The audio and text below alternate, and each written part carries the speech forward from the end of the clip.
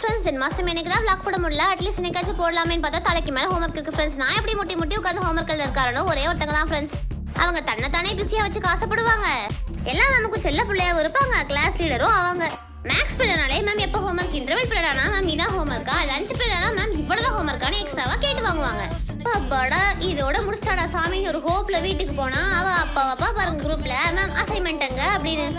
இதையெல்லாம் நான் பொறுக்க கிளாஸ் ரூம்ல கஷ்டப்பட்டு பெருக்க தூத்தாலும் திட்டுறாங்க, துக்கெல்லாம் திட்டுறாங்கப்பா இந்த ஊர்க்காடுக்காரங்க. எல்லாம் யார்கிட்ட போய் புலம்ப அப்படின்னு பார்த்தா எங்க வீட்டுல யாரையும் காணும். ஏன்னா எல்லாரும் சாத்தூர் போயிட்டாங்க. பாத்தீங்கன்னா நானே அதனால காலையில எழுந்துச்சு காஃபியை போட்டு குடிச்சு அதுக்கப்புறம் ஏதாவது ஒரு டிவியில டைம் பாஸ் பண்ணலான்னு பார்த்தா ஒன்றும் போடல. எல்லாம் ஒரே மொக்க ப்ரோக்ராமா போட்டுட்டு இருக்கான். ஸோ அதனால நான் மத்தியானம் ஆயிடுச்சு சொல்லிட்டு குழம்பு வச்சேன்னு சொன்னா நம்ப போறீங்க.